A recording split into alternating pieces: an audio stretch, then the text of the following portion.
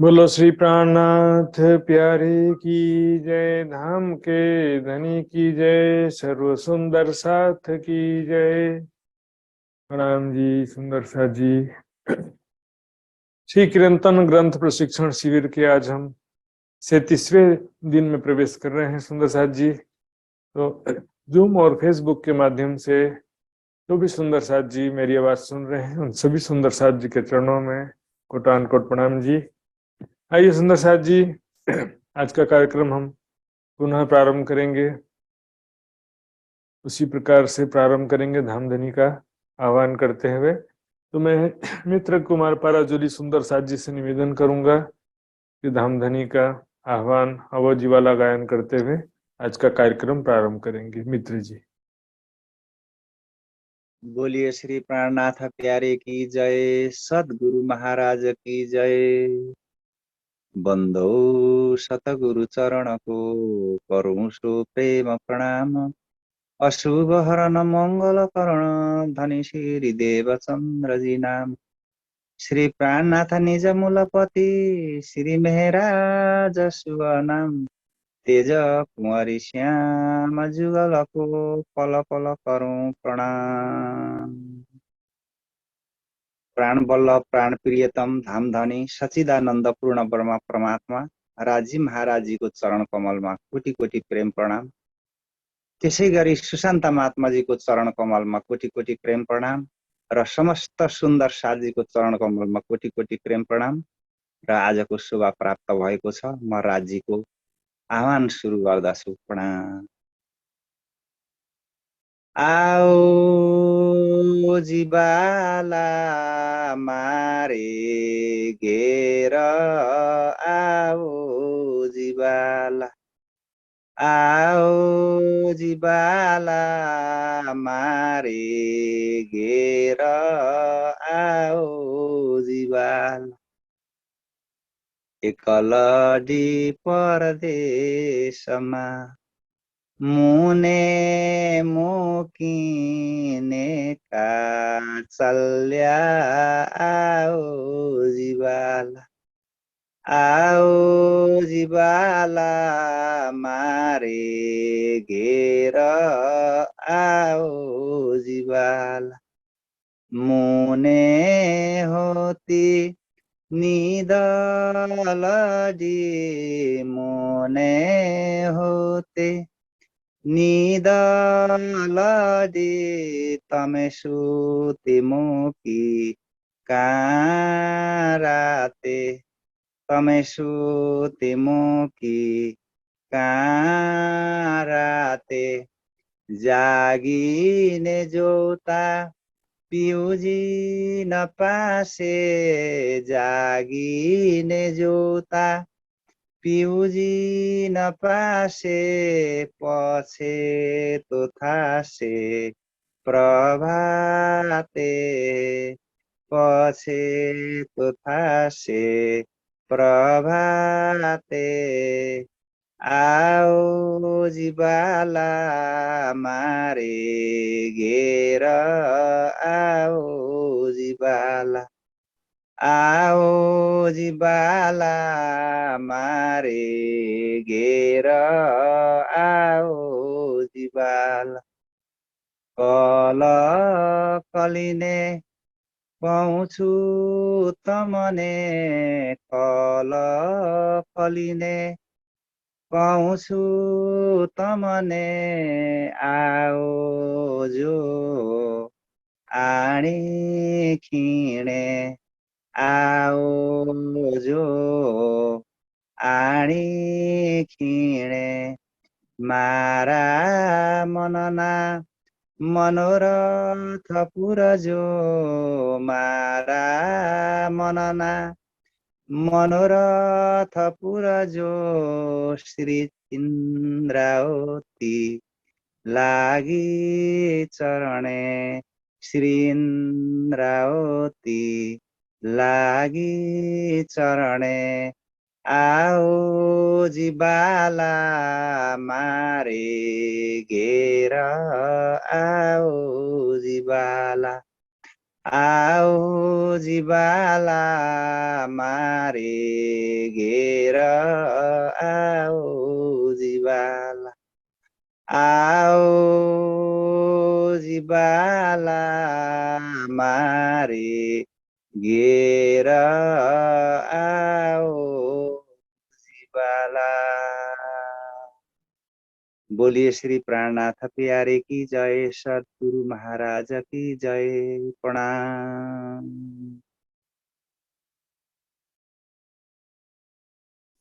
प्रणाम जी सुंदर साथ जी, बहुत बहुत धन्यवाद। हमारे प्रिय मित्र कुमार पराजुली सुंदर साथ जी ने बहुत ही श्रद्धा और प्रेम पूर्वक सच्चे हृदय से धामधनी का आह्वान किया है। उनका बहुत बहुत आभार सुंदर साथ जी। आइए हम वाणी गायन श्रवण करेंगे जयपुर से पूजा खुराना सुंदर साथ जी के माध्यम से, और इसके पश्चात जो है पार्वती सुंदर साथ जी तैयार रहेंगे। सबने कॉन्ट्री कर दी है, अभी तो मैंने पार्वती दिए सुंदर साथ जी खाली। भी तैयार रहेंगे। प्रणाम जी भरत जी। आवाज सही आ रही है? बोलो श्री प्राणनाथ प्यारे की जय, बोलो श्री सतगुरु महाराज की जय, सर्व सुंदर साथ की जय।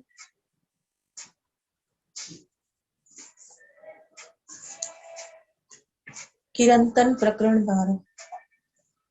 वचन विचारो रे मीठड़ी वल्लभाचार जुबानी, वचन विचारो रे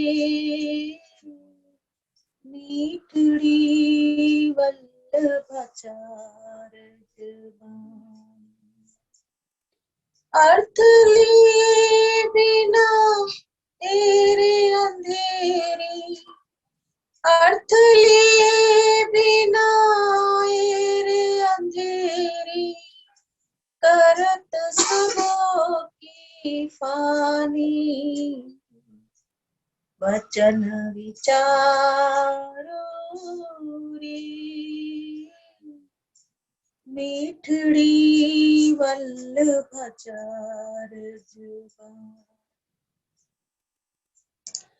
कौन तुम और कहाँ ते आए, कौन तुम और कहाँ ते आए, और कहाँ तुम्हारा घर, और कहाँ तुम्हारा घर, एक कौन भौम और कहाँ श्री कृष्ण जी, एक कौन भौम और कहाँ श्री कृष्ण जी, पाओगे कौन तर, पाओगे कौन तर, वचन विचारो रे मीठड़ी वल्लभाचार जुबानी।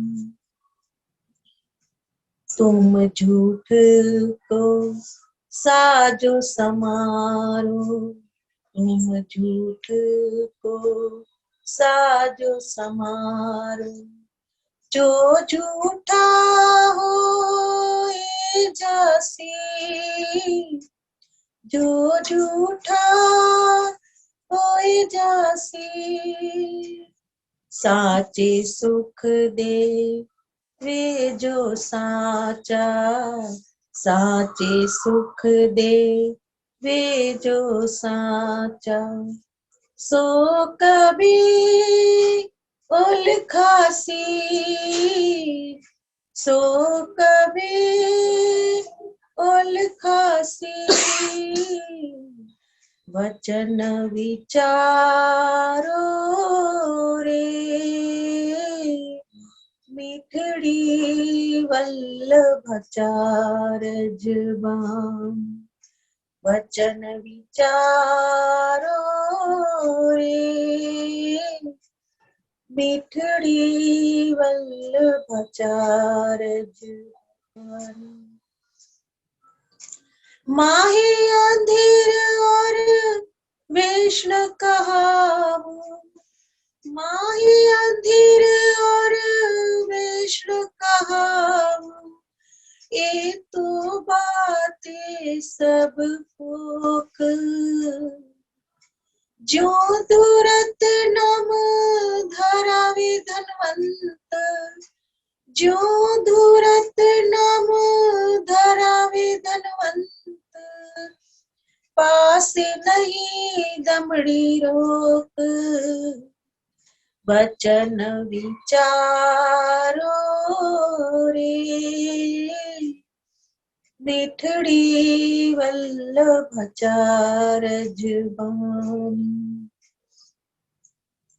कुकर्म करो कुटिल गत चालो कुकर्म करो कुटिल गत चालो आगे पीछे चीटीहार आगे पीछे चीटीहार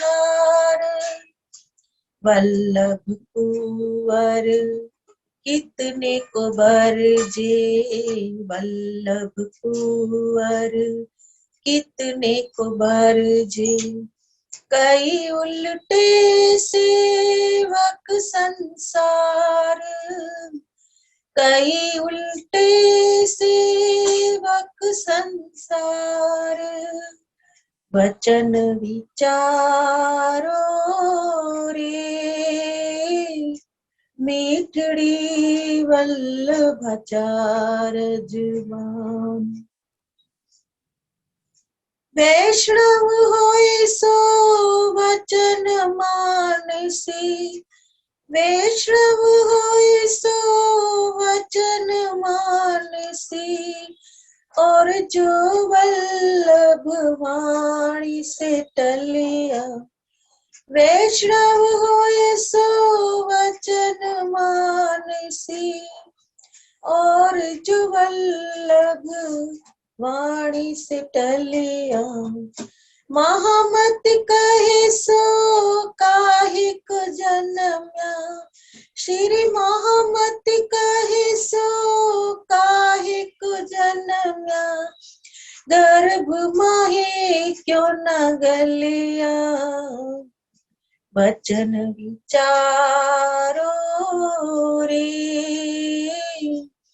मिठड़ी वल्लभाचार्य जुबान अर्थ लिए बिना रे अंधेरी अर्थ लिए बिना रे अंधेरी करत सबों की फानी वचन विचारो रे मिठड़ी वल्लभाचार्य जुबान वचन विचारो रे मिठड़ी वल्लभाचार्य जुबान बोलो श्री प्राणनाथ प्यारे की जय सतगुरु महाराज की जय प्रणाम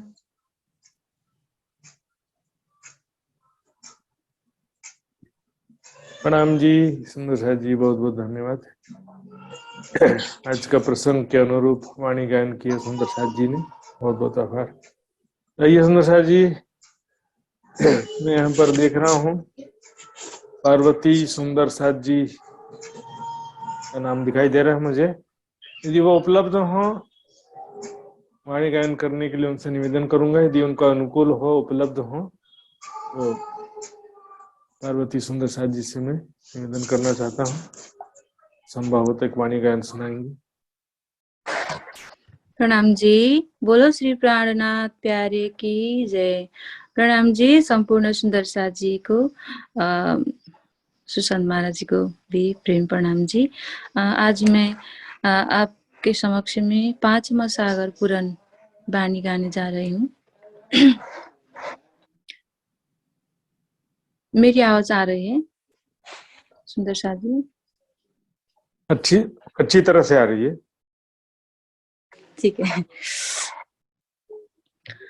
पाचम सागर पुरन गहरा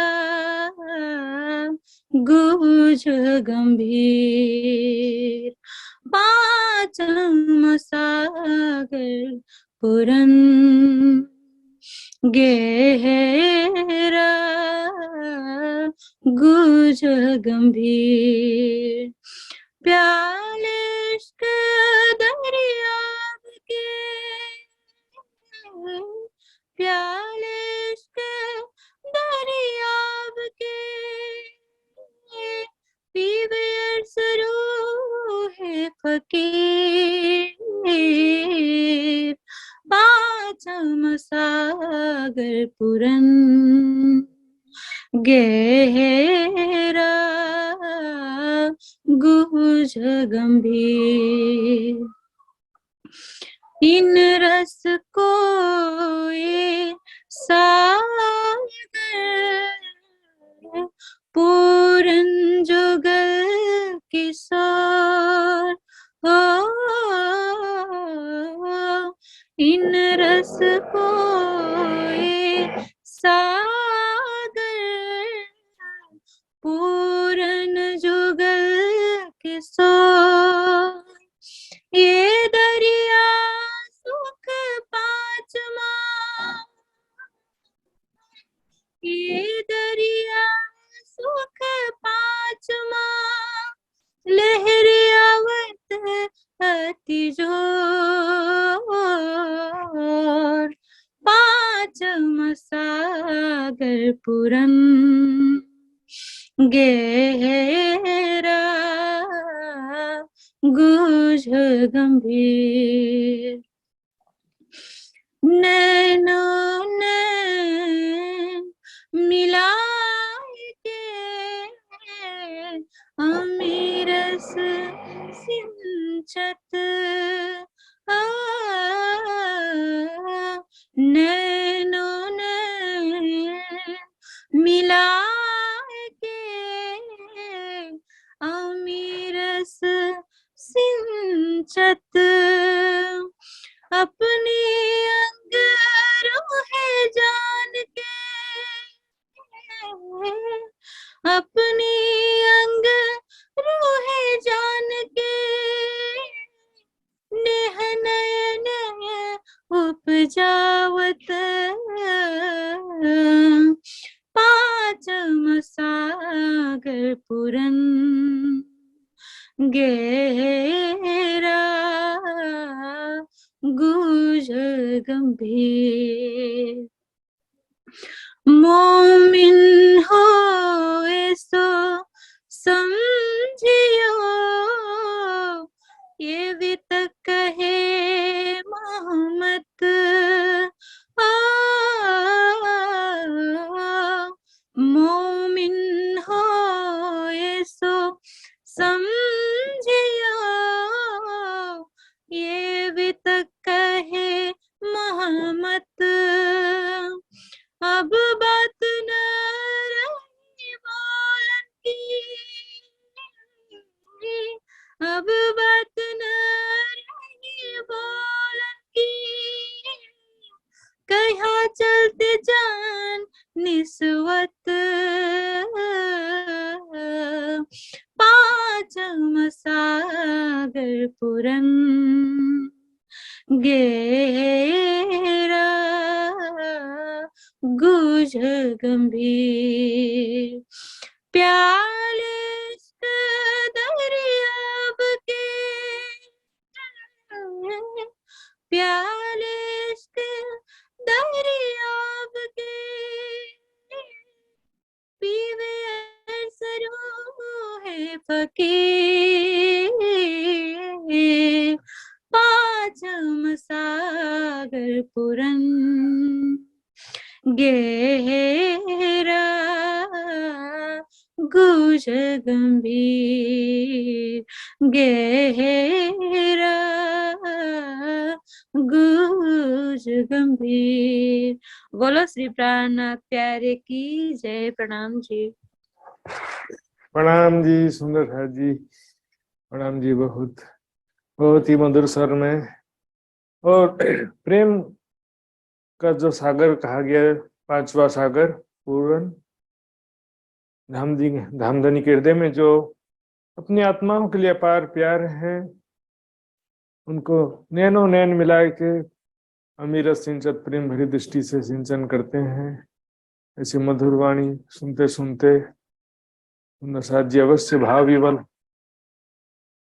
ही भाव विवल हो गए होंगे सुंदर साथ जी। तो ये सुंदर साथ जी, आपको सबको जानकारी कराना चाहता हूँ, वैसे कुछ सुंदर साथ जानते होंगे। यह एल्बम कनाडा के कुमार सुंदर साथ जी के द्वारा कंपोज किया गया था, और इसमें पूरे 10 कीर्तन का सेट है, और उसकी एल्बम के अनुसार यहाँ पर बहुत ही मधुर स्वर में वाणी गायन किया। अक्सर मैं भी जूम क्लास के प्रारंभ में इसको प्ले करता हूँ सुंदर साथ जी। लाखों रुपया के खर्चा से ये कीर्तन एल्बम तैयार हुआ है, और सुंदर साथ जी ने टोटल ये फ्री यूट्यूब पर ये कीर्तन सभी के लिए निःशुल्क उपलब्ध रखा है। सुंदर साथ जी को शायद नहीं मालूम होगा, तो मैं व्हाट्सएप ग्रुप में इसका वीडियो लिंक रख दूंगा मैं, जहाँ से आप आराम से कर सकते हैं। और इसके अलावा पर्सनली संपर्क में सुंदर साथ होंगे तो भी MP3 फाइल भी मेरे पास अवेलेबल है, और कई सुंदर साथ के पास भी उपलब्ध होगा, तो वो भी सुंदर साथ जब भी चाहेंगे उपलब्ध करा दिया जाएगा। तो ये सुंदर साथ जी, अब हम आज का क्लास प्रारंभ करने जा रहे हैं। सबसे पहले हम लास्ट डे के क्विज का रिजल्ट देखते हैं। तो 36वें दिन का क्विज का रिजल्ट इस प्रकार है सुंदर साथ जी। इसमें टोटल 71 सुंदर साथ जी ने भाग लिया था, किंतु इसमें मात्र 26 सुंदर साथ जी ने पूर्ण अंक प्राप्त किए हैं। और देखेंगे 18, 18, 18, 16, 18 का पूरा भंडार है यहाँ पे। सबसे ज्यादा जो है गलती सुंदर साथ जी ने कहाँ किया है, एक ही प्रश्न जो गलत किया वो भी मैं दिखाऊंगा बाद में इसके पश्चात। सबसे पहले हम देख लेते हैं 26 सुंदर साथ जी कौन कौन से हैं जिन्होंने पूर्ण अंक प्राप्त किए हैं। रूबी गोयल हिसार से, पूजा खुराना जयपुर, नीरू अरोरा दिल्ली सुंदर साथ, कमला गर्ग हिसार, प्रवीणा बेन शाह बॉम्बे, कमलेश गुप्ता दिल्ली, गुरुदत्त त्यागी गुड़गांव, गीताबेन पंचाल गुजरात, राजेश सिंह वडोदरा, शीतल पटेल गुजरात, शांति देवी दिल्ली, दीपिका शाह मुंबई, अरुणाबेन पटेल गुजरात, ज्योति सिंह बेंगलोर, भावना शाह मुंबई, शांतिलाल धुलाभाई परमार गोधरा गुजरात। यहाँ पर देखिए ज्योति भिलाई और ज्योति वाडेर भिलाई, इसमें थोड़ा कंफ्यूजन था, इसलिए मैंने इसको डिलीट नहीं किया। फिर भी ये सुंदर साथ जी यदि एक ही सुंदर साथ हैं तो एक ही नाम से भले 2 बार दे दें, आपका प्रैक्टिस के लिए 2 बार दे दे, कोई मना नहीं है, लेकिन एक ही नाम से दें, नाम बदल करके ना दें, क्योंकि पहली बार जो दिया है वही यहाँ पर मान्य होता है। ज्योति वाडेर भिलाई, प्रभा भट्टराय USA, वृंदा वीरतामोड़ नेपाल, नीलू गुरुंग तनहू नेपाल, मित्र कुमार पराजुली नेपाल, उषा सिंगल जयपुर, AV पाटिल सरडोई गुजरात, दुर्गा छेत्री मादरीहाट पश्चिम बंगाल, जनुका किसी नेपाल, किशोर परमार गोधरा गुजरात। अभी सुंदर साथ जी ने पूर्ण अंक प्राप्त किए हैं। इसमें जरा सा भी ओवर कॉन्फिडेंस की वजह से गलती हो जाता है, ये सुनने में एकाग्रता नहीं हो और नोट्स का भी प्रॉपर स्टडी नहीं किया हो, तो हम दोनों चीज देखेंगे। सबसे पहले हम देखते हैं सबसे ज्यादा गलती कहाँ किया सुंदर साथ जी ने। ये 9वां प्रश्न, मेले मेलो मुख भाखो उच्छो पातलिए डालो प्रसाद। पत्तल में प्रसाद डालते हैं, यहाँ पर पत्तल में प्रसाद कभी पत्तल में डाल करके यहाँ पर बेचने की कोई बात भी नहीं है सुंदर साथ जी। देखिए मुख भाखो, अपने मुख से अपना तारीफ करने के लिए, अपना बड़प्पन दर्शाने के लिए, हम इतने बड़े महाराज हैं, इतने 1000 का भंडारा कर दिया। यहाँ पर मुख्य उद्देश्य यही है। नोट्स भी मैं आपको दिखाता हूँ, नोट्स में भी यही बात लिखी सुंदर साथ जी। अपना ऐश्वर्य का प्रदर्शन करने के लिए बड़े बड़े उत्सव भंडारे का आयोजन करते हैं और लोगों की भीड़ इकट्ठी करते हैं, पत्तल में प्रसाद वितरण करते हैं। तो यहाँ पर पत्तल तो जो खाने के समय यूज करते हैं सुंदर साथ जी, पत्तल कोई प्रसाद डिस्ट्रीब्यूट करने के लिए या बेचने के लिए यूज नहीं करते वैसे भी, और बेचने का तो कोई बात ही नहीं इस चौपाई में सुंदर साथ जी। भंडारा जो करते हैं तो पत्तल में विशाल हजार लाखों की भीड़ इकट्ठा करके लोगों को भोजन आरोगाते हैं सुंदर साथ जी, इसकी बात चल रही है यहाँ पे। तो चलो कोई बात नहीं, सुंदर साथ जी ने जो ध्यान पूर्वक किया होगा, और यदि इनका गलत भी हुआ होगा तो वो समझ गए होंगे, ऐसी आशा करता हूं मैं। तो ये सुंदर साथ जी, अब हम आज का क्लास प्रारंभ करते हैं।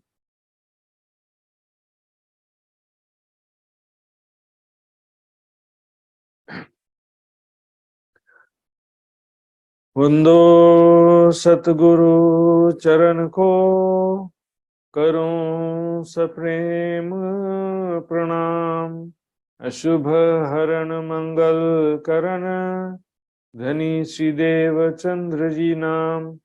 श्री प्राणनाथ निज मूलपति, श्री महराज सुनाम। तेज कुंवरी श्यामा युगल को, पल पल करूं प्रणाम, पल पल करूं प्रणाम।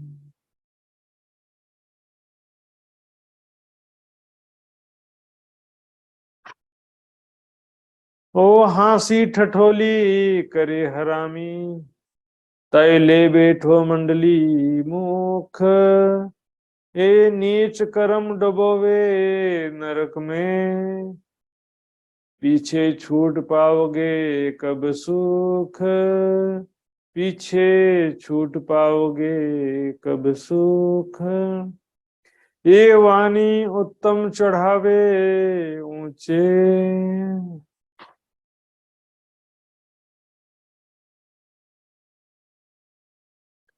ये वाणी उत्तम चढ़ावे ऊंचे।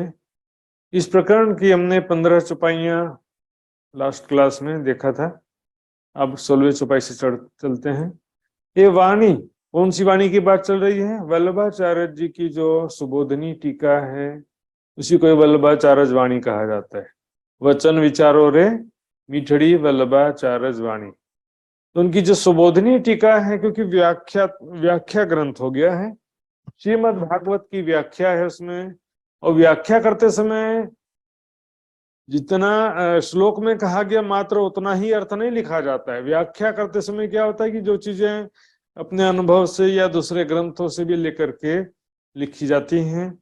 तो यहाँ पर जैसे कि हम देखते थे तफसीर हुसैनी, तो उसमें सिर्फ अर्थ नहीं होता, उसमें विभिन्न ग्रंथों का, विभिन्न हदीसों का कलेक्शन होता था। उसी प्रकार यहाँ पर वल्लभाचार्य जी की व्याख्या उस समय बहुत प्रचलित थी वैष्णव मत में। तो वल्लभाचार्य जी की जो वाणी है, उसमें अखंड ब्रजरास का विशेष प्रधानता दिया हुआ है। ब्रजरास लीला का बहुत विस्तार से वर्णन किया गया है, और गोपियों के समान प्रेम लक्षणा भक्ति करने के लिए प्रेरित किया गया है। गोपियां स्वयं को गोपी मान करके ब्रज और रास की लीलाओं का चिंतन करने के लिए कहा गया है। इसलिए कहा ये वाणी उत्तम चढ़ावे ऊंचे, हमको अध्यात्म के उच्च स्तर पर पहुंचाती है, अखंड ब्रजरास का सुख प्रदान करती है। लेकिन दुनिया के जो वैष्णव मत के जो विद्वान हैं, भक्त दिखावे के, जो बाहरी रूप से भक्त दिखते हैं, संत भी दिखते हैं, विद्वान भी दिखते हैं, पुजारी भी दिखते हैं, और अनुयायी भी जो है श्रद्धावान अनुयायी या बहुत भक्ति से परिपूर्ण अनुयायी भी जो दिखाई देते हैं। कुछ तो क्या है कि देखा देखी भक्ति कर रहे हैं, कुछ लोग औपचारिक भक्ति कर रहे हैं। औपचारिक मतलब खाना पूर्ति, बस रोज करते थे आज कर लिया। कुछ लोग जो है धर्म को एक दिखावा बना रखे, प्रोफेशन बना रखे, उसके लिए यहाँ पर बात चल रही है। लोग क्या धर्म को प्रोफेशन बना लेते हैं कि हम अपने भक्ति का दिखावा करें, पवित्रता का, स्वच्छता का, साधना का, भक्ति का दिखावा करें, और उसके बदले में भक्त जनों से भेंट दक्षिणा प्राप्त करें। और फिर क्या होगा, उससे भेंट दक्षिणा जो प्राप्त होगा उससे माया के सुखों का रसास्वादन करेंगे। उल्टा रास्ता है ये। कहने के लिए धार्मिक कहलाते हैं, कहने के लिए भक्त कहलाते हैं, स्वामी कहलाते हैं, पुजारी कहलाते हैं, संत महात्मा कहलाते हैं, लेकिन ये उल्टा रास्ता है, परमात्मा के तरफ ले जाने वाला रास्ता नहीं है ये। कृष्ण का ब्रजरास लीला का प्रेम आनंद प्रदान करने वाला रास्ता नहीं है, उल्टा माया का रास्ता है। अधम, अधम यानी नीचा, यहाँ पर ऊंचे की बात थी और यहाँ पर अधम, नीचे नीचे ले जाने वाला रास्ता, पतन का रास्ता है। रोग दुख अशांति, जन्म मृत्यु बुढ़ापा बीमारी, ये रास्ता है। पुनरपि जननम पुनरपि मरणम पुनरपि जननी जठरे शयनम। भौतिक सुखों का रसास्वादन करना, बताओ। मंदिर में, आश्रम में आप प्रवक्ता हो, पुजारी हो, भक्त हो, ऐसा समझ लेते कि हम तो ऑलरेडी भाव से पार हो चुके हैं, अब कुछ भी करेंगे चलेगा। कि सुंदर साथ में भी ऐसे हो जाते हैं कि हम तो ऑलरेडी परम धाम में हैं, परम धाम की प्राप्ति हो ही गई है और परम धाम से कोई हमको अलग कर सकता नहीं है। ऐसा सोच करके भी सुंदर साथ में भी क्या करते हैं, भौतिक सुखों में ज्यादा इन्वॉल्व हो जाते हैं, ऐसे भी कई होते हैं। फर्ज बंदगी के उदाहरण बहुत अच्छा दिया हुआ है उसमें।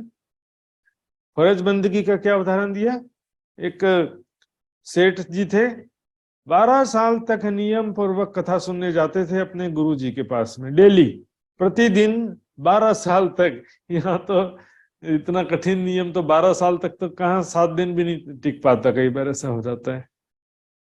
12 साल तक जाते थे, बोलेंगे बहुत नियम के पक्के हैं, बहुत बड़े भक्त, ऐसा कोई सोचता होगा। लेकिन एक बार क्या हुआ जी कि फर्ज बंदगी का नहीं माना, उनको किसी जरूरी काम से परदेश जाना पड़ गया व्यापार के कार्य से। बोले मेरा 12 साल का नियम कितने मुश्किल से मैंने मेंटेन किया था, एक एक दिन मैंने कष्ट सहन करके भी मैंने नियम का पालन किया, एक दिन के कारण से मेरा 12 साल का नियम टूट जाएगा। हे गुरुजी, कोई रास्ता बताइए कि मेरा काम भी हो जाए, अर्थात मैं चला भी जाऊं और मेरा नियम भी ना टूटे। अब गुरुजी तो समझते थे कि नियम तो टूटना ही है, टूट ही रहा है, जब एक दिन चली जाओगे तो नियम तो टूटेगा। और उसको तसल्ली देने के लिए, उनको तसल्ली देने के लिए क्या कहा, ठीक है ऐसा करना, एक दिन अपने बदले अपने बेटे को भेज देना, अपने बदले कथा सुनने अपने बेटे को भेज देना तो तुम्हारा नियम हो जाएगा करके। तो वैसे भी जैसे तैसे काम चलाने के लिए एक तरीका बताया था, फिर भी टेंशन हो गया उनको, कहीं मेरा बेटा आपकी कथा सुन करके बाबा ना बन जाए, क्योंकि आप हमेशा कहते हो कि माया नश्वर है, दुख रूप है, जन्म मृत्यु का चक्र है, भव सागर है, आपकी चर्चा सुन करके मेरा बेटा कहीं बाबा ना बन जाए। गुरुजी कहते हैं तुमको 12 साल हो गया सुनते सुनते, तुम बाबा नहीं बने तो एक दिन में वो कहां से बाबा बन जाएगा। 12 साल में तुम बाबा नहीं बने, बाबा बनने का मतलब क्या, वैराग्य की बात है। तुमको वैराग्य नहीं हुआ, 12 साल सुनते सुनते हो गया है, एक दिन में तुम्हारे बेटे को कहां से वैराग्य हो जाएगा।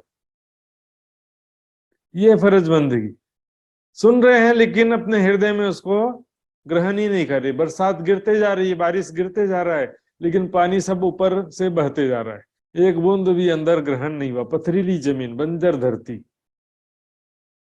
वो तो चलो फर्ज बंदगी है, लेकिन यहाँ पर जो बात है प्रोफेशन, जो धर्म को पैसा कमाने का साधन बना दिया है, मूड हो यही पायो रोजगार, यही तुमको रोजगार मिला है। धर्म किसके लिए होता है, आत्म कल्याण के लिए होता है, और तुम जो है महाराज बन करके, विद्वान महाराज, भक्त, संत, महात्मा, पुजारी बन के बैठे हो, और तुम्हारा उद्देश्य क्या है, मात्र पैसा पैसा, लोगों को दिखावा करके पैसा किस प्रकार से लोगों को खुश करें और ज्यादा से ज्यादा दक्षिणा प्राप्त हो, इसी में ध्यान लगा हुआ तुम्हारा। ये अधम रास्ता, नीचे माया की तरफ ले जाने वाला, भोग रोग दुख शांति की तरफ ले जाने वाला रास्ता। कठिन पंथ चढ़ाए नहीं ऊंचे। आत्म कल्याण का जो मार्ग है कठिन है। ऊपर चलते पहाड़ चढ़ते समय तकलीफ तो होगी, सीढ़ियां चढ़ते समय थोड़ा मेहनत लगेगा। पहाड़ी जीवन कैसा होता है, जरा पहाड़ी क्षेत्रों में जाके देखो, सिर पे उठा उठा के ऊपर कितना चढ़ते हैं।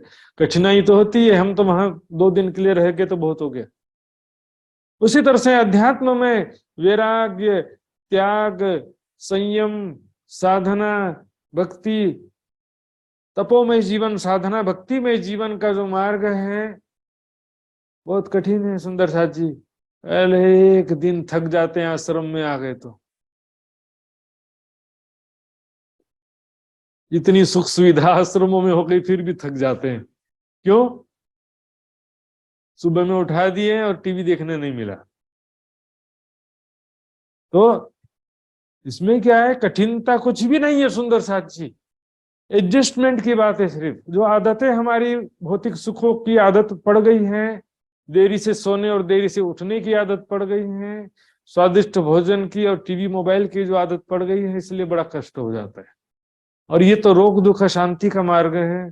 संयमित साधना में जीवन, भक्ति में जीवन की आवश्यकता है। ये मनुष्य जीवन भोग विलासिता के लिए नहीं मिला सुंदर साथ जी। जितने भोग विलासिता में डूब रहे हैं, भौतिक सुखों में, बाजारू भोजन में, टीवी मोबाइल में, सबका शरीर और मन जो है धीरे धीरे रोगग्रस्त होने जाने वाला है सुंदर साथ जी, और बहुत सारे का हो चुका है। वो तो चलो भौतिक देखने में ही, भौतिक, हम तो भौतिक सुखों में ही हमारा इंटरेस्ट है, अध्यात्म में कोई रुचि नहीं है। लेकिन जो आध्यात्मिक कहलाते हैं, भक्त कहलाते हैं, धार्मिक व्यक्ति, संत महात्मा या प्रचारक पुजारी आदि कहलाते हैं, वो भी जो है पीछे नीच दौड़े नीच वादे, उनसे भी साधना में भक्ति में जीवन नहीं जिया जाता तो फिर क्या करे बताओ ना, वो भी थक जाते हैं। संयमित साधना में जीवन।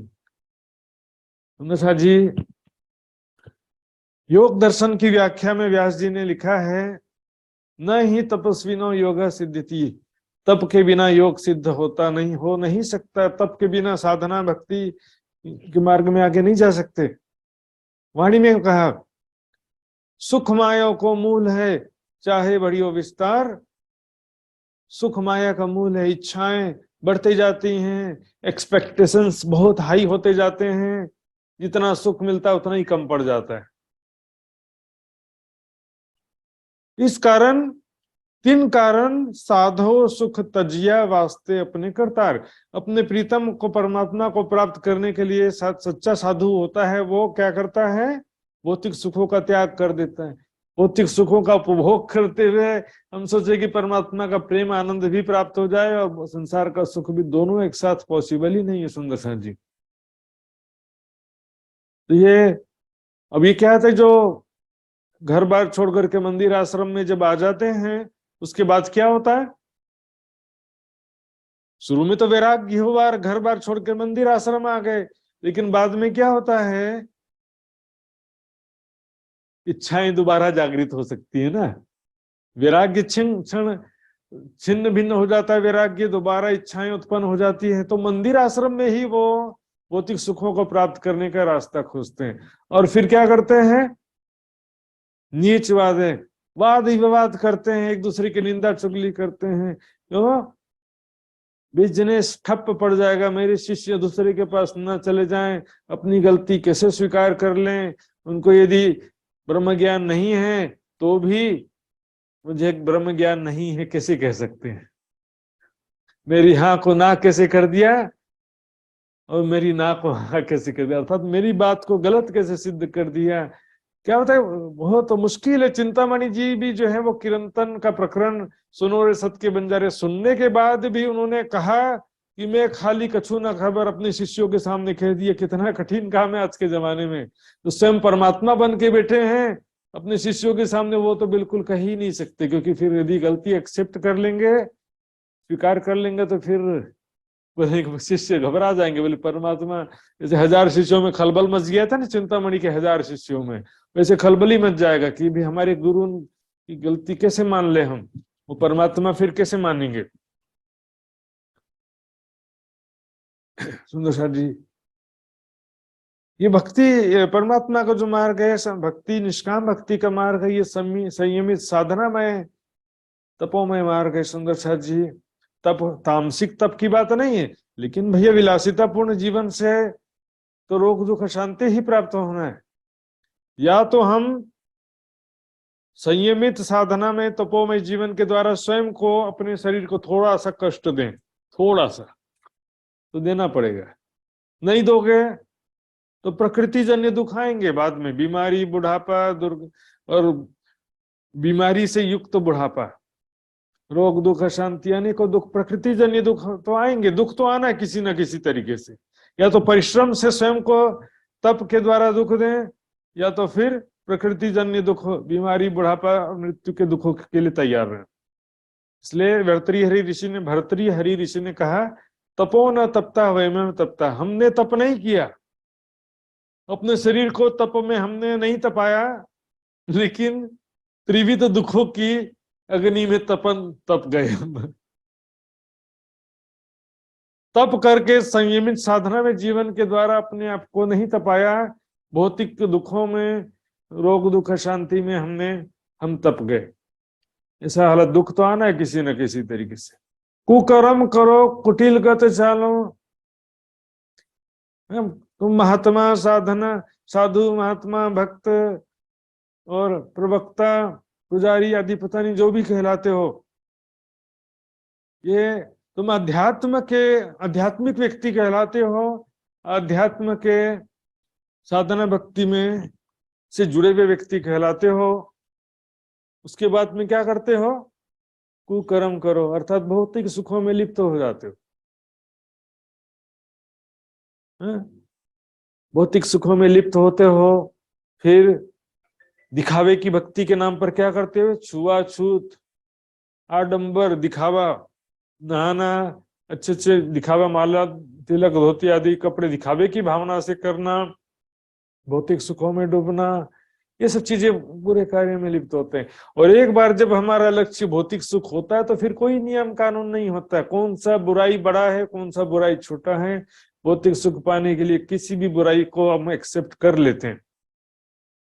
ये भौतिक सुखों की आशा और तृष्णा क्या बढ़ते ही जाती है। जैसे आग में घी डालेंगे तो आग बढ़ते ही जाएगा। उसी प्रकार जितना भौतिक सुखों का उपभोग करते जाएंगे, इच्छाएं बढ़ती जाएंगी, और वो जो बढ़ी हुई इच्छा है, जो इच्छा बढ़ते जा रही है, उसी को तृष्णा कहते हैं। इसलिए कहा ना, सुख माया को मूल है, चाहे बढ़ी हो विस्तार। इच्छाएं बढ़ती जाती हैं, तृष्णा का रूप ले लेती हैं। तृष्णा क्या है? घी डालने से जो अग्नि तेज हो गई है, उसको कहते हैं तृष्णा की आग। इच्छा तो छोटी होती, छोटी इच्छा को तृष्णा नहीं कहते हैं। जब इच्छा बहुत ज्यादा बढ़ जाती है, उसको क्या कहते हैं? तृष्णा। कुटिल गत चालो, छल कपट राजनीति धर्म के नाम पर। पहले क्या करे? मंदिर को चलाने के लिए तो बेईमानी करना पड़ेगा, निंदा चुगली करना पड़ेगा, अपने मुख से अपनी तारीफ करना पड़ेगा। करते रहो। दुनिया को रिझाना है हमारा लक्ष्य बना लिया।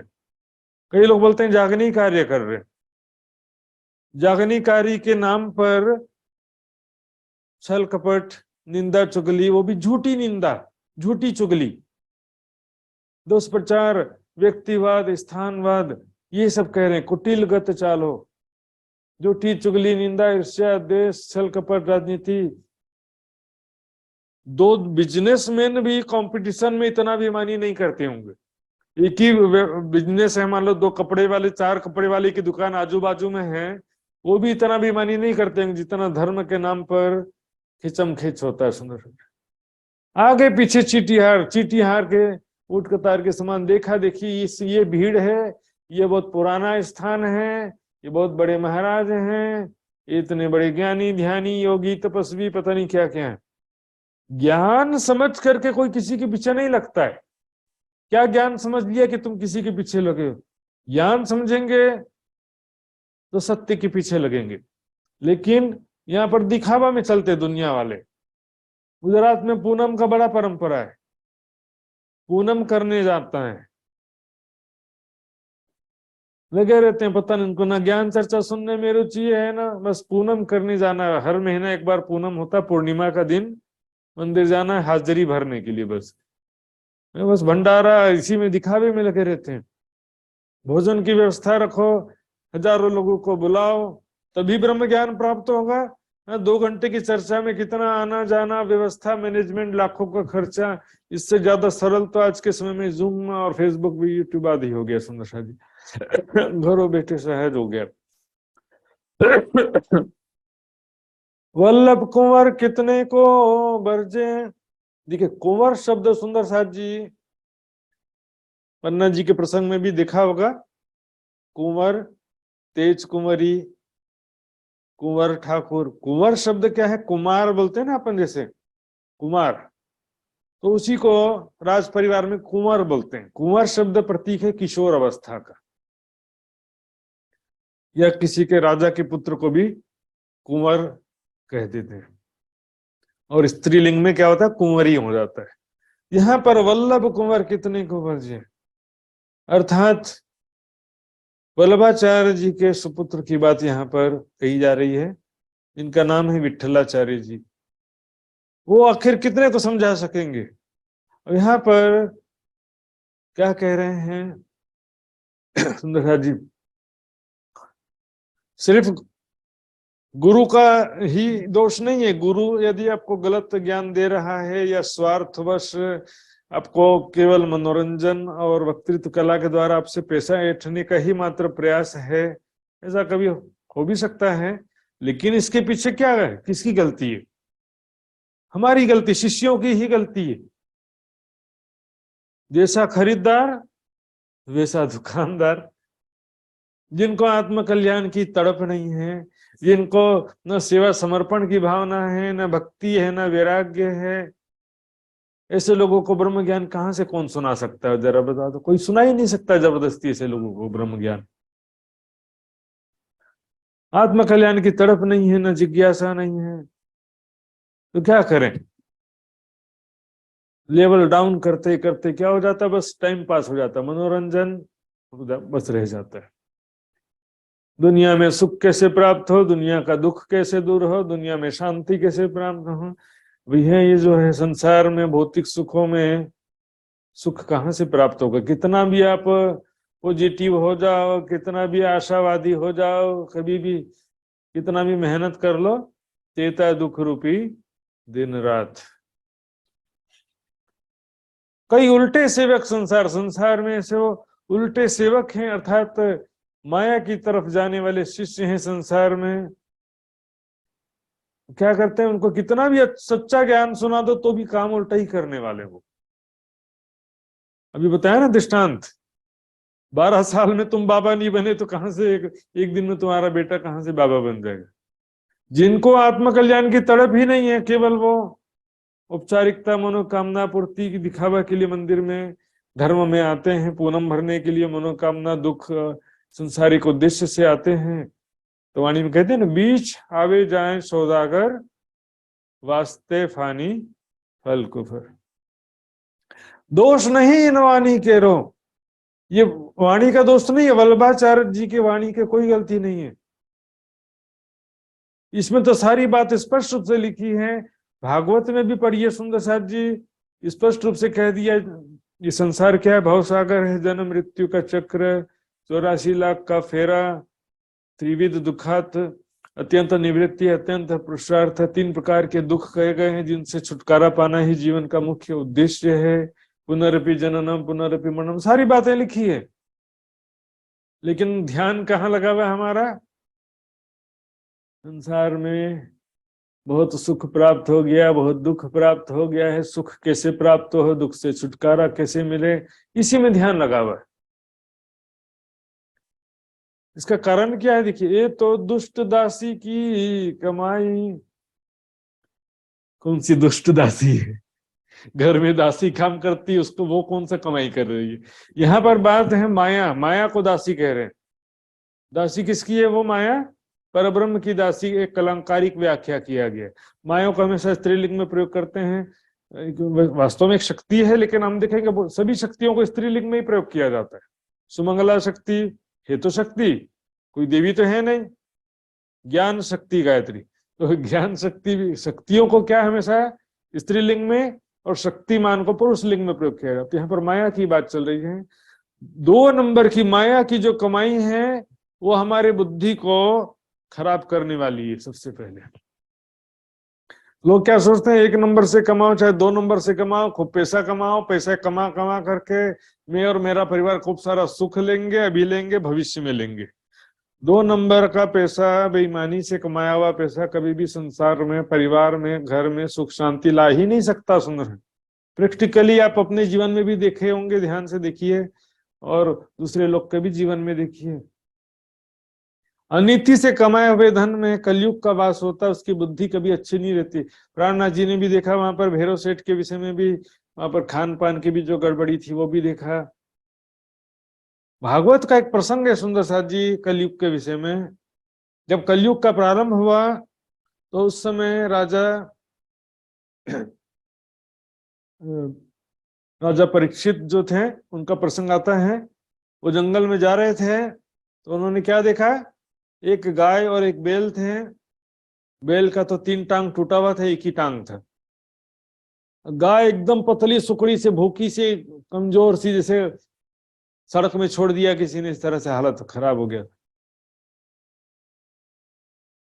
और उन दोनों को जो है एक काला कलूटा सा आदमी डंडी से मारे जा रहा है, पीटे जा रहा है। राजा परीक्षित को गुस्सा आ गया, मेरे राज्य में ऐसे दुष्ट प्राणी कहां से आ गए।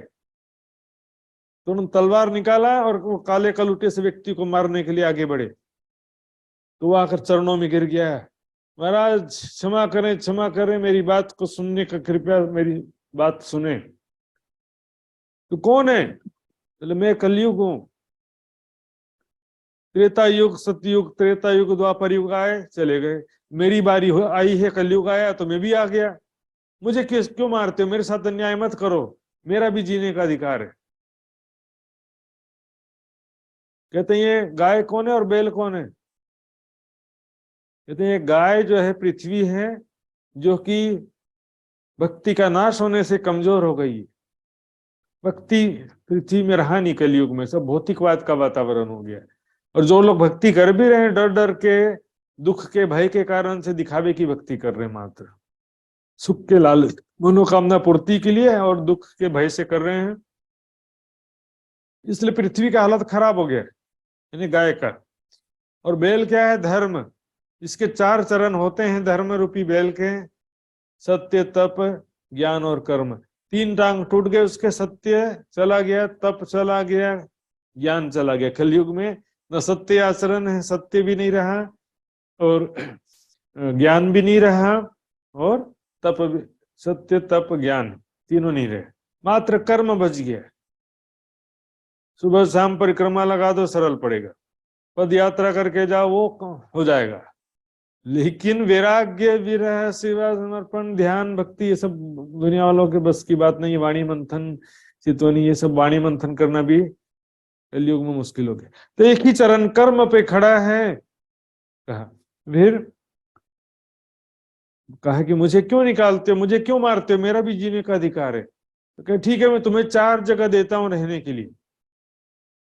द्यूत, जुआ एक जगह दिया, दूसरा मदिरा, जहां शराब पियेंगे वहां पर माया की बुद्धि, जहां जुआ खेलेंगे वहां पर माया की, उसके अंदर माया की बुद्धि आ जाएगी।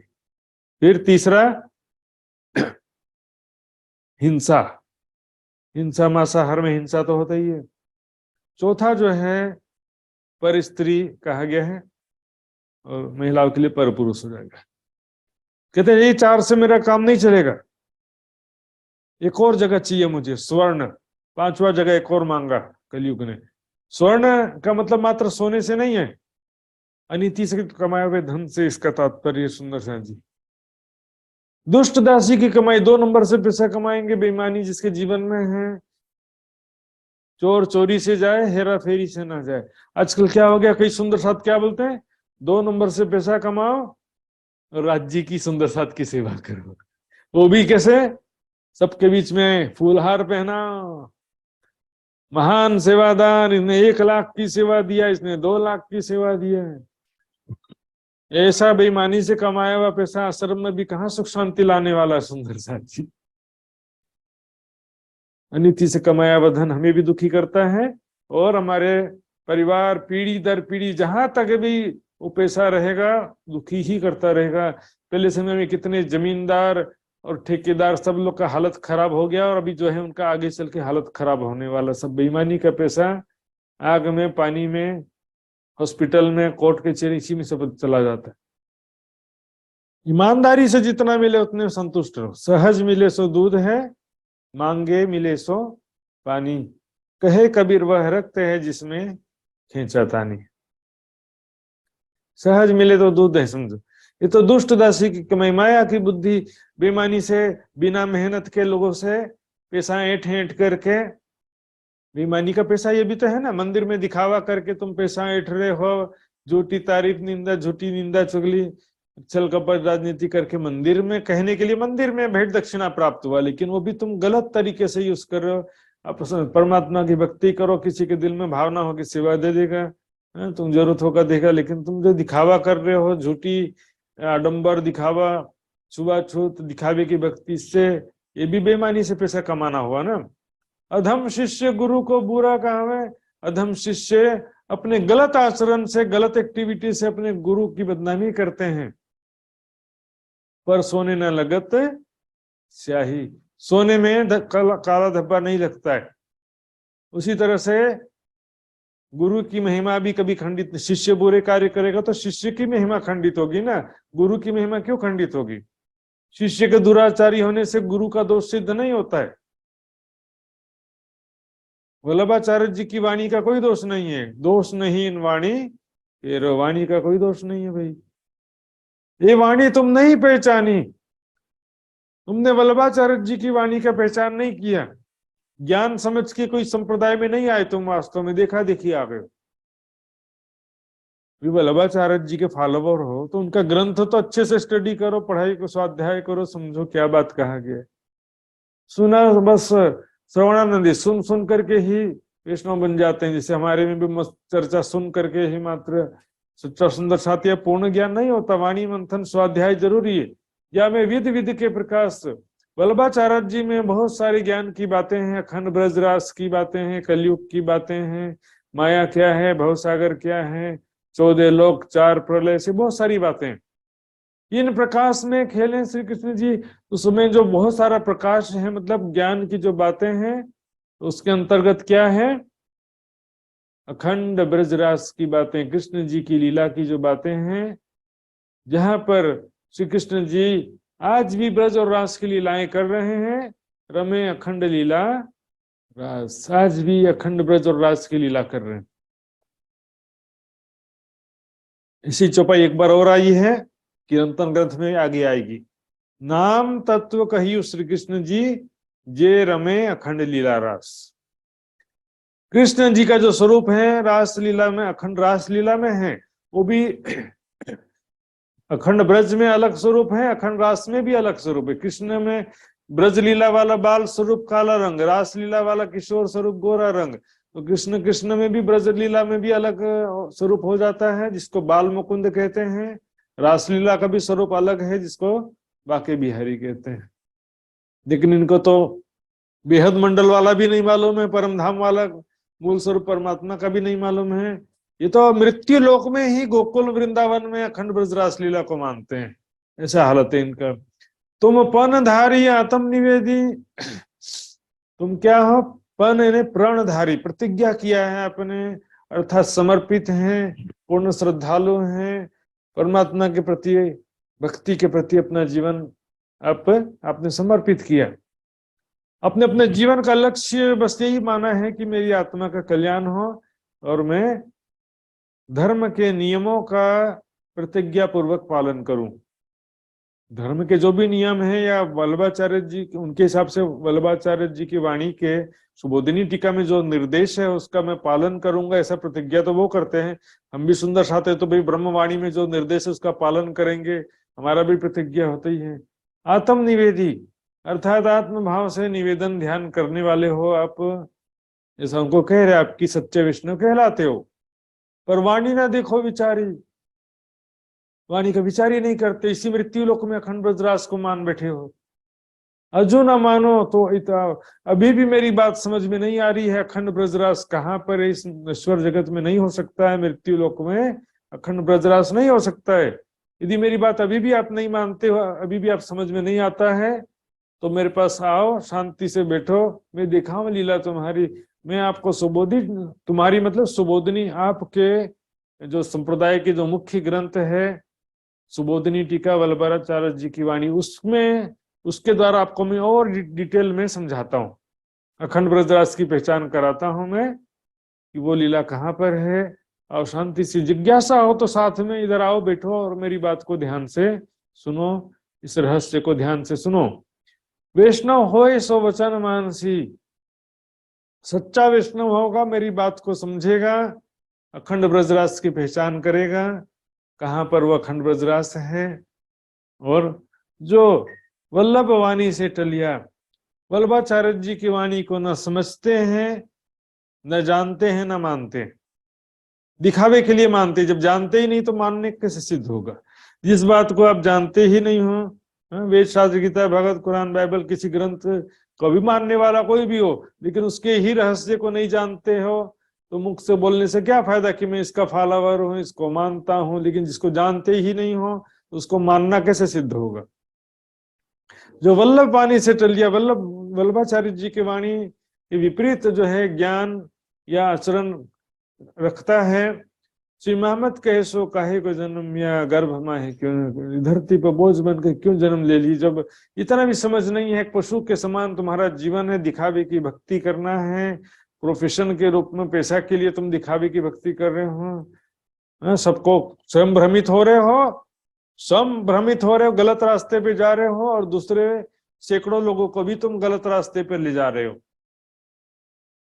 सो सुनाए सुनाए दुनी को कई किए बेईमान, बिना कीने पड़े ही अपनी अकेले करे बयान। जिसके अंदर वैराग्य नहीं है, विश्वास नहीं है, अपनी बुद्धि से पढ़ते हैं और चर्चा करते हैं।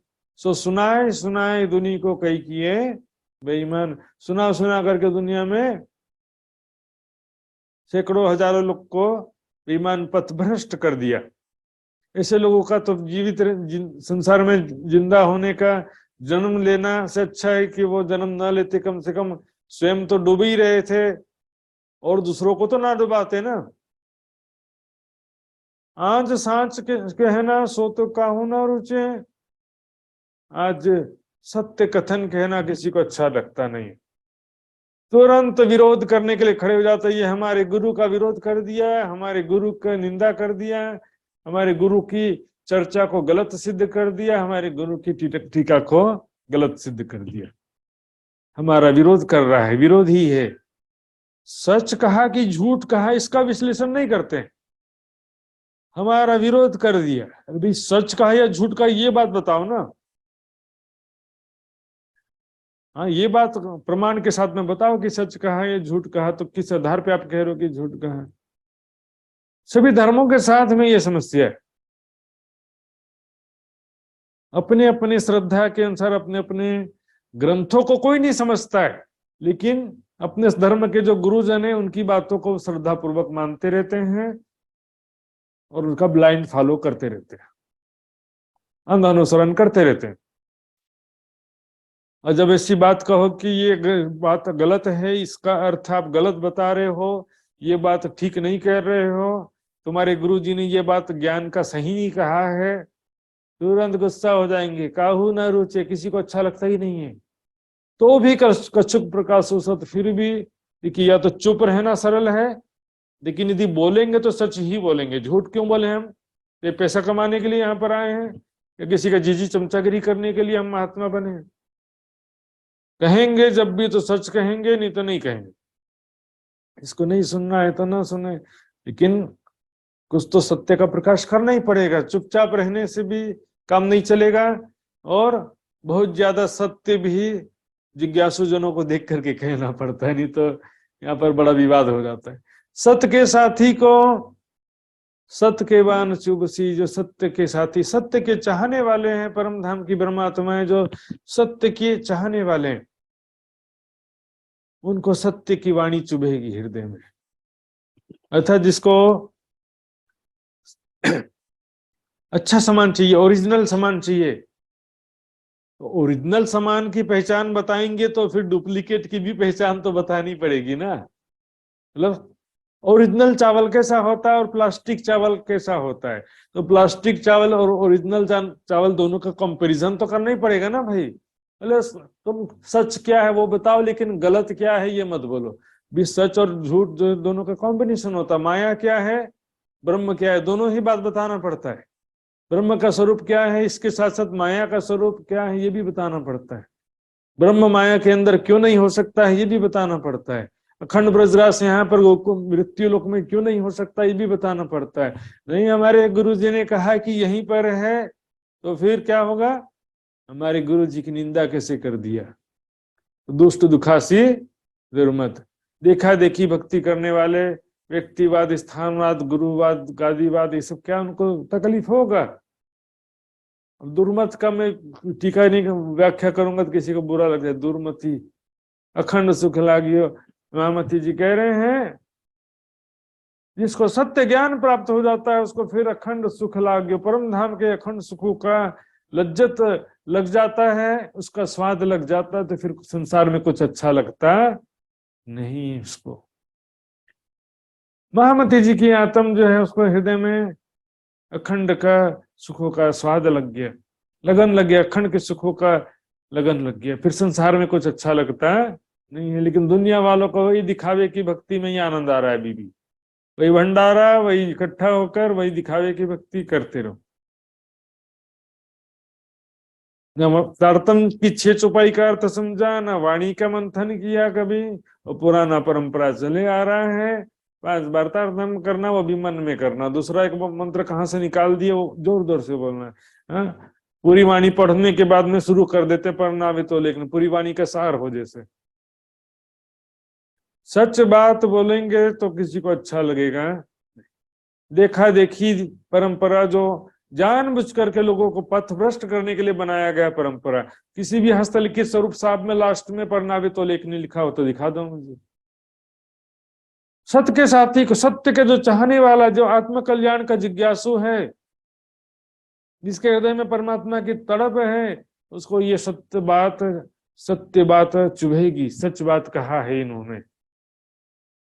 ये निंदा विरोध नहीं, झूठी निंदा चुगली अलग बात होता है। सिद्धांतिक बात जो होता है, सिद्धांत सत्य बात कहना पड़ता ही है।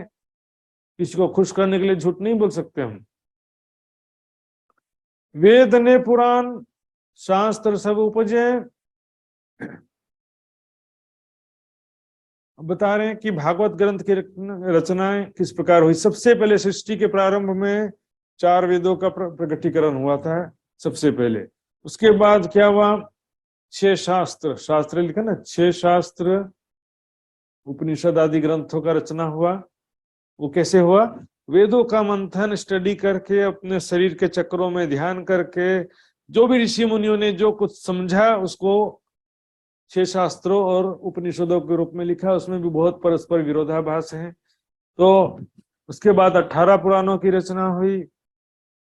पीछे भारत पर्व 18 भारत है ना, महाभारत जिसमें 18 पर्व हैं, महाभारत ग्रंथ की भी रचना हुई। उसके बाद भी दास ने मिटी थी व्यास की, व्यास जी के हृदय की अग्नि शांत नहीं हुई। दास मतलब जो उनके हृदय में एक शांति का अनुभव होना चाहिए था कि मैंने जगत के हित में ये ग्रंथ की रचना किया है, मैंने एक सही मार्ग लोगों को दिखाया है। इस मन में शांति होना चाहिए मेरे मन में। मैं आपको कोई ग्रंथ लिख रहा हूँ, कोई चर्चा कर रहा हूँ, तो मेरे मन में शांति होना चाहिए कि हाँ मैंने अपना पूरा प्रयास किया है, जो सत्य समझा था उसको यथावत स्पष्ट रूप से रखने का पूरा प्रयास किया है, और मैंने सारा अपने दिल का सारा ज्ञान और सारा जीवन का सारा मंथन आपके चरणों में रख दिया है। एक मन में शांति होना चाहिए ना, लेकिन उनके मन में अशांति हो गया, व्यास जी के मन में, कि मैंने इतना ग्रंथ लिख दिया, शिव पुराण, पद्म पुराण, गरुण पुराण, पुराण वो पुराण, देवी भागवत सब लिख करके, सभी में अलग अलग इतना सैकड़ों हजारों कर्म कांड, और वहां पर अलग अलग ग्रंथों में अलग अलग देवी देवताओं की पूजा, बहुदेव पूजा, कर्म कांड का भंडार कर दिया है। ये मैंने भव से पार करने के लिए ये किया है या सबको भवसागर में डुबाने के लिए किया है? अशांति हो गया। तब नारद जी ने उनको मार्गदर्शन दिया और कहा कि सबका सार रूप भागवत ग्रंथ लिखो, और उसको जो इतने सारे ग्रंथ कौन पढ़ेगा, तो भागवत जो है रूपी सार ग्रंथ की रचना करो, जिसमें मुख्य रूप से अखंड ब्रज रास लीला का मार्गदर्शन करो, वर्णन करो, गोपियों के समान घरों बैठे सहज प्रेम लक्षणा भक्ति का मार्ग उसमें प्रतिपादित करो। पीछे उद्योग भागवत सार। भागवत जो है किसका सार है? सभी धर्म ग्रंथों का। इससे पहले वेद शास्त्र उपनिषद 18 पुराण गीता भागवत सभी ग्रंथों का सार है श्रीमद् भागवत। इसमें देखेंगे श्रीमद् भागवत में रामायण का भी सार है। 9वां स्कंद रामायण है पूरा, समझो। इसी तरह से जितने विष्णु भगवान के अवतार हैं, देवी है, शंकर भगवान हैं, जितने भी जो भी सभी ग्रंथों में जो भी बातें लिखी हैं सबका सार है। वेदों का भी सार है, उपनिषदों का भी सार है, सबका सार। पीछे उद्योग भागवत सार, भागवत ग्रंथ रूपी सार उत्पन्न हुआ। अब समय के साथ में कुछ मिलावट हुआ, किसी ने श्लोक का हेराफेरी किया है, तो ये शायद 10 से 20% तक की संभावना से इनकार नहीं किया जा सकता सुंदर साथ जी। लेकिन उस 10-20% के लिए पूरे भागवत को गलत नहीं कह सकते सुंदर साथ जी। भागवत ग्रंथ के अतिरिक्त और कोई भी ऐसा ग्रंथ नहीं है हिंदू धर्म में जिसमें हमारे द्वारा की गई ब्रह्म आत्माओं और परब्रह्म के द्वारा की गई अखंड ब्रज रासलीला का प्रमाण हो। ऐसा कोई भी दूसरा ग्रंथ है ही नहीं। ये सुख की सागर सतवानी प्रगति, सुख का सागर वैराग्य है इसमें। वैकुंठ 14 लोक निराकार तक का ज्ञान है, अखंड ब्रज रासलीला का वर्णन है। तो सुख का सागर क्यों कहा गया? वैराग्य और वैराग्य भक्ति अखंड ब्रज रासलीला के कारण इसको सुख का सागर कहा गया है। लेकिन इसमें जो 24 अवतार और बहुदेव पूजा कर्म कांड का भी कुछ अंश है, क्योंकि 18 पुराणों का भी सार है। इसमें बीच बीच में बहुदेव पूजा कर्म कांड आदि की बातें भी मिश्रित हैं इसमें। सतवाणी प्रगति 16 साधो विचार, इसका साधु संतों ने विचार किया है, चिंतन किया, स्टडी किया, स्वाध्याय किया भागवत का, और उसके द्वारा उन्होंने अपनी भक्ति में निखार किया, सत्य मार्ग को प्राप्त करने का प्रयास किया। अधिक अमृत सुखे सिचिया,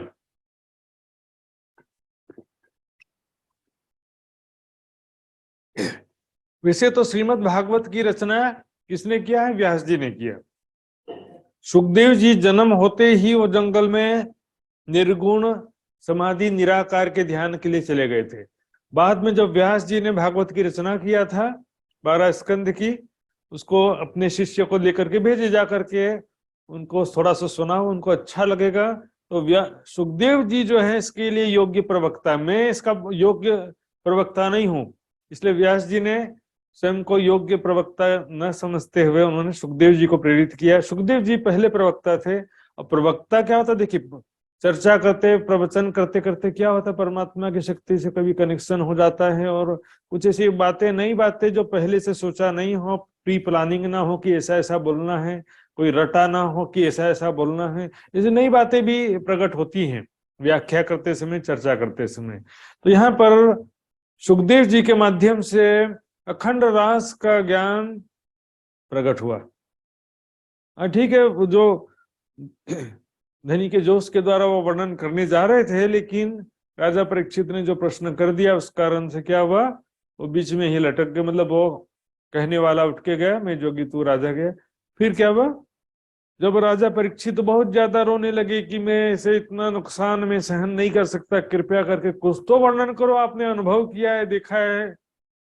तो उन्होंने भागे जोश कही पंचाध्याय, जोश की शक्ति चले जाने के बाद में पंच अध्यायी रास कहा गया, बिना जोश के कहा, लेकिन जो भी उनको स्मृति में था, अनुभव जो थोड़ा थोड़ा स्मृति में था, जो उनको शक्ति के द्वारा अनुभव हुआ था, लेकिन अब शक्ति जाने के बाद वो बिना शक्ति के थोड़ा अनुभव के आधार पे पंच अध्यायी रास का वर्णन किए हैं। उसको कह रहे हैं अधिक अमृत सुखे सिंचिया।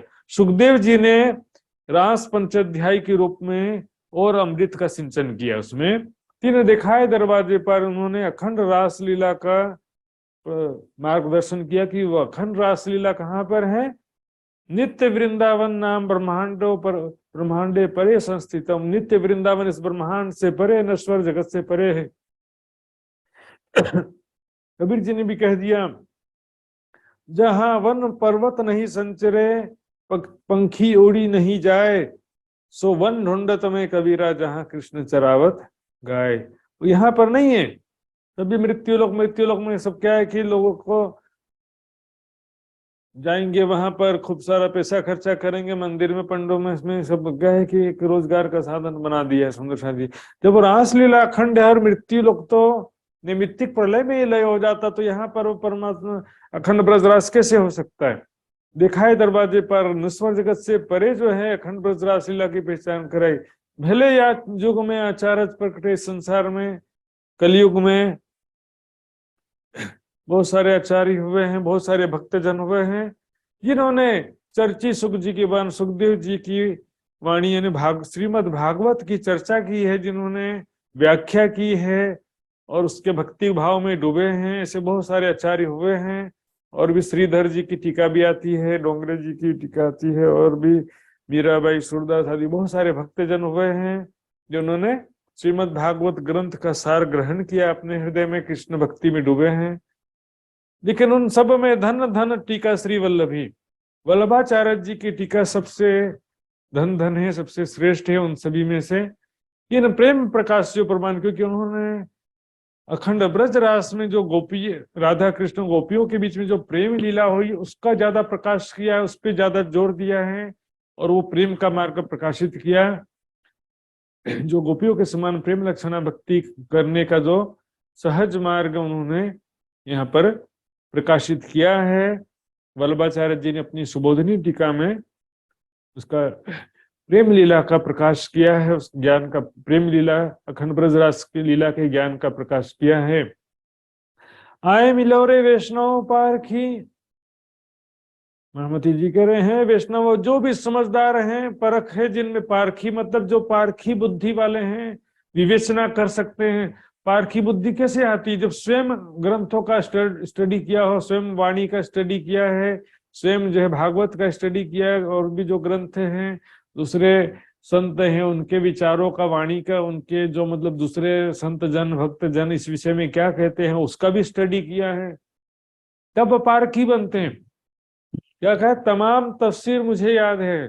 तमाम तफसीर मतलब कुरान की व्याख्या जितने लोगों ने की है वो सभी की व्याख्या मुझे याद है। इसी तरह से भागवत की भी व्याख्या कई लोगों ने किया है, गीता की व्याख्या कई लोगों ने किया है। या तो कूप मंडूक बन के बैठे रहने वाले पारखी कहाँ से बनेंगे? अंधभक्ति करने वाले। अंधभक्ति और पारखी में अंतर होता है। बस एक ही कि जो कभी जो है वाणी की छुपाई का तो चिंतन मंथन करे ही नहीं, लेकिन बस एक पकड़ के बैठे एक ही स्थान से जुड़ना, एक ही व्यक्ति का बस चर्चा सुनना, उसी के साहित्य पढ़ना, तो कहाँ से एक दूसरी विचारधारा का कभी मंथन चिंतन किया ही नहीं है, तो क्या होता है? विचारशीलता, विवेकशीलता नहीं आ पाता इसमें।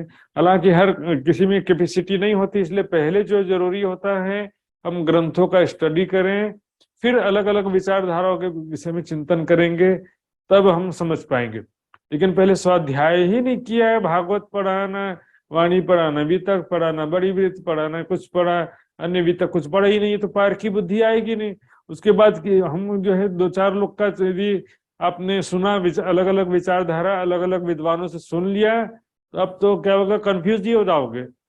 इसलिए पहले अच्छे से स्टडी स्वाध्याय करने से ही पारखी बुद्धि आती। कह रहे आए मिलो रे वैष्णव पारखी, जो जिनमें पारखी बुद्धि है, परख करने की शक्ति है, समझदारी है, तुम देखियो विचारी सबंग, अपने हृदय में अच्छी तरह से विचार करके मेरी बातों को देखो, मतलब मेरी बातों का विचार करके, इस रहस्य का विचार करके देखो।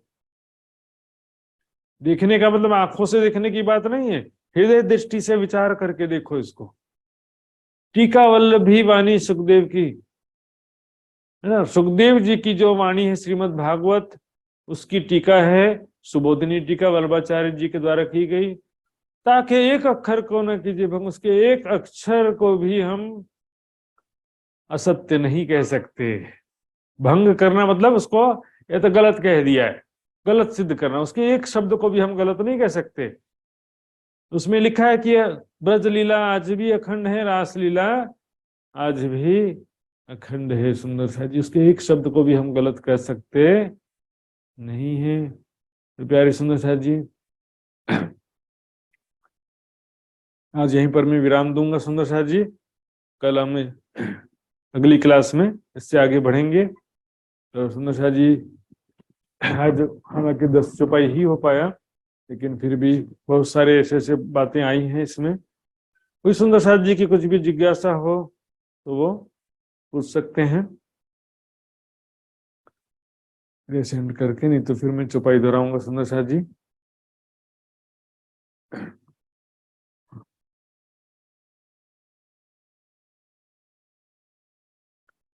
आइए सुंदर सा जी, चौपाई दोहराता हूँ। आए मिलो रे वैष्णव पारखी, आए मिलो रे वैष्णव पारखी, तुम देखियो विचारी सब अंग, तुम देखियो बिचारी सब अंग, टीका वल्लभी वाणी सुखदेव की, टीका वल्लभी बानी सुखदेव की, ताके एक अक्षर को न कीजे भंग, ताके एक अक्षरों को न कीजे भंग, ताके एक अक्षर को न कीजे भंग। ताके एक अक्षर को न कीजे भंग। बोलो श्री प्राणनाथ प्यारे की जय, धाम के धनी की जय, सर्व सुंदर साथ की जय। प्रणाम। प्रणाम जी। सुंदर साथ जी, सूचना पर ध्यान देंगे। कल जूम का क्लास नहीं लग पाएगा, यात्रा में होने के कारण से कल का क्लास नहीं हो पाएगा। सुंदर साथ जी, परसों का क्लास के विषय में मैं जहाँ गंतव्य स्थान में पहुंचने के बाद में वहां की परिस्थिति के हिसाब से मैं व्हाट्सएप ग्रुप में मैसेज करके सूचना दूंगा क्या पॉसिबिलिटीज है और क्या समय वहां पर उपलब्ध हो सकता है। तो सुंदर साथ जी व्हाट्सएप ग्रुप से जुड़े रहेंगे और उसके हिसाब से मैं आपको सूचित करते रहूंगा। आइए सुंदर साथ जी, अब हम आज के कार्यक्रम के अंतिम दौर पे चलते हैं। धाम धनी का अर्जी गायन करने के लिए फिर मैं वृंदा सुंदर साथ जी से निवेदन करूंगा। मैं प्रणाम प्रणाम महात्मा जी, प्रणाम। सर्व सुंदर साथ को कोटि कोटि प्रेम प्रणाम। पिया जी तुम हो तैसे कीजियो, मैं अर्ज करूं मेरे पियो जी। हम जैसे तुम जी न करो मेरा, तलफ तलफ जाए जीव जी। जिबड़ा तो जीवे नहीं क्यों, मीट दिल की प्यास जी। तुम बिना मैं किन से कहूँ पिया, तुम हो मेरी आस जी। आस बिरानी तो करूं पिया, जो कोई दूसरा हो ये जी। सब विध पिया जी सामर्थ दिना, रह न जात रोय रोय जी। जन्म दे जो मैं होती पिया, सो तुम देखते की जी। जब तुम आप दे खाओगे पिया, तब देखूंगी नैना भर जी। ये पुकार पिया सुन के, तुम ढील करो अब जी न जी। क्षण क्षण खबर लीजियो, मैं अर्ज करूं दुल्हीन जी।